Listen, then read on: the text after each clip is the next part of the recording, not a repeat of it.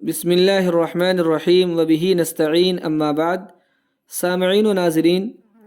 آج کا سوال ہے کہ وتر کی نماز میں دعائے قنوت پڑھنے کا کیا حکم ہے اور دعائے قنوت سے کیا مراد ہے؟ تو پہلے سوال کا جواب ہے کہ دعائے قنوت وتر کی نماز میں پڑھنا واجب ہے، اور دوسرا سوال کہ دعائے قنوت سے کیا مراد ہے، تو اس سلسلے میں یہ عرض کرتا چلوں کہ عوام کے اندر ایک غلط فہمی ہے، اور وہ غلط فہمی یہ ہے کہ جب دعائے قنوت کہی جائے تو لوگ سمجھتے ہیں کہ اس سے مراد اللہم انا نستعینک و نستغفرک یہی دعا ہے، اس کے علاوہ کسی دعا کو دعائے قنوت لوگ نہیں سمجھتے، حالانکہ یہ غلط ہے۔ دعائے قنوت سے مراد مطلق دعا ہے، کوئی بھی دعا پڑھ لی جائے تو وجوب کی ادائیگی ہو جائے گی۔ اس لیے فقہا نے لکھا ہے کہ اگر کسی کو یہ مشہور دعا اللہم انا نستعینک و نستغفرک، ان الفاظ کے ساتھ جو مشہور دعا ہے، اگر یاد نہ ہو تو اس کی جگہ ربنا آتنا پڑھ لے، یا 3 مرتبہ اللہم اغفر لی پڑھ لے، یا ربی یا ربی 3 مرتبہ پڑھ لے۔ اسی طریقے سے اگر کوئی دوسری دعا اس کی جگہ پڑھ لی جائے تو وجوب کی ادائیگی ہو جائے گی۔ چنانچہ علامہ شامی رحمۃ اللہ علیہ بھی فتاوی شامی جلد نمبر 2 صفحہ نمبر 163 پہ قنوت الوتر کی تشریح کرتے ہوئے لکھتے ہیں،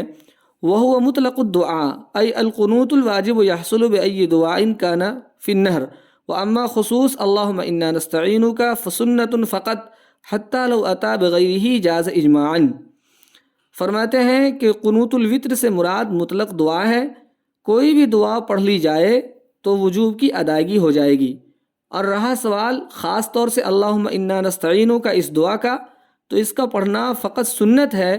اس لیے اگر کوئی آدمی اس کے علاوہ کوئی اور بھی دعا پڑھ لے تو بالاجماع جائز ہے۔ تو اس غلط فہمی کو دور کر لینی چاہیے کہ جب بھی دعائے قنوت کہی جائے تو لوگ عام طور پر یہ سمجھتے ہیں کہ اللہم انا نستعینک صرف یہی دعا مراد ہے، کوئی اور دعا نہیں۔ جیسا کہ میں نے عرض کیا کہ قنوت سے مراد مطلق دعا ہے۔ اس سلسلے میں حضرت مفتی سعید صاحب نور اللہ مرقدہ اپنی کتاب تحفۃ العلمائی میں جلد نمبر 2 صفحہ نمبر 320 پر تحریر فرماتے ہیں، لکھتے ہیں کہ قنوت کے معنی ہے دعا، کوئی بھی دعا پڑھ لی جائے چھوٹی یا بڑی قنوت کا تحقق ہو جائے گا، کوئی متعین دعا پڑھنا ضروری نہیں۔ مجھے کبھی جلدی ہوتی ہے تو میں صرف ربنا آتنا فی الدنیا الی آخر ہی پڑھتا ہوں۔ قنوت کے سلسلے میں 2 دعائیں روایات میں آئی ہیں، ایک باب میں ہے، دوسری وہ دعا ہے جس کو احناف پڑھتے ہیں اور وہ اعلاء السنن اور الدرر المنصور میں ہے۔ بعد میں جو روایت ہے شوافع نے اسے اختیار کیا ہے، اور دوسری دعا جس کو احناف نے اختیار کیا ہے، اس اختیار کرنے کا نتیجہ یہ نکلا کہ احناف کو یہ دعا جو باب میں ہے عموماً یاد نہیں ہوتی، اور شوافع کو وہ دعا جو اعلاء السنن میں ہے یاد نہیں ہوتی۔ یہ ٹھیک نہیں، دونوں دعائیں حضور اکرم صلی اللہ علیہ وسلم سے مروی ہیں، بس دونوں دعائیں یاد کرنی چاہیے اور پڑھنی چاہیے، کبھی یہ کبھی وہ، اور دونوں کو ایک ساتھ پڑھے تو سبحان اللہ۔ اور سند کے اعتبار سے جو دعا باب میں ہے وہ اصح ہے، اگرچہ یہ بھی فی نفس ہی اعلیٰ درجے کی صحیح روایت نہیں ہے۔ تو اس کا خلاصہ یہ ہوا کہ اگر کوئی آدمی وتر کی نماز میں دعائے قنوت پڑھ لیتا ہے جو مشہور دعا ہے، اللہم انا نستعینک و نستغفرک و نؤمن بک و نتوکل علیک و نثنی علیک الخیر و نشکرک ولا نکفرک و نخلع و نترک من یفجرک اللہم ایاک نعبد و لک نصلی و نسجد و الیک نسعی و نحفظ و نرجو رحمتک و نخشى عذابک ان عذابک بالکفار ملحق، اگر اس دعا کو پڑھ لیتے ہیں اور اس کے ساتھ میں اس دعا کو ملا لیتے ہیں جو عام طور پہ شوافع حضرات پڑھتے ہیں، اللہم اہدنی فی من ہدیت وعافنی فی من عافیت وتولنی فی من تولیت وبارک لی فیما آتیت وقنی شر ما قضیت فإنک تقضی ولا یقضى علیک انہ لا یذل من والیت تبارکت ربنا وتعالیت۔ اگر ان دونوں دعاؤں کو جمع کر لی جائے وتر کی نماز میں تو یہ زیادہ بہتر ہے،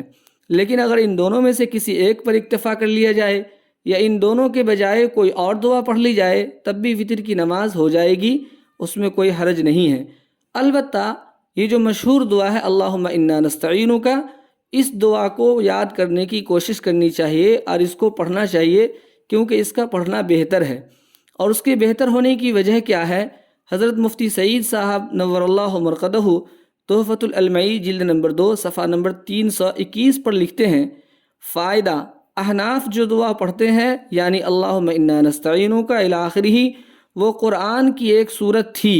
اس کا نام سورۃ الخلا تھا، مگر اس کی تلاوت منسوخ ہو گئی۔ چونکہ یہ دعا قرآن کا حصہ رہ چکی ہے، اس لیے احناف نے اس کو افضل قرار دیا ہے۔ تو اللہم انا نستعینک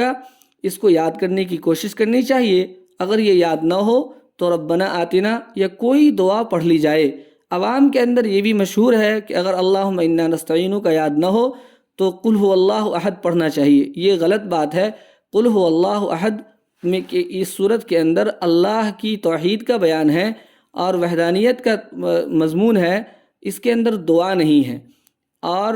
قنوت کے معنی آتے ہیں دعا، اس لیے قل هو اللہ نہیں پڑھنا چاہیے، بلکہ اگر کسی کو یہ دعا یاد نہ ہو تو اس کو کوئی اور دعا پڑھنی چاہیے، ربنا آتنا یا اللہم اغفر لی، یا اس کی بجائے کوئی اور دعا پڑھنی چاہیے، وجوب کی ادائیگی ہو جائے گی۔ والسلام علیکم ورحمۃ اللہ وبرکاتہ۔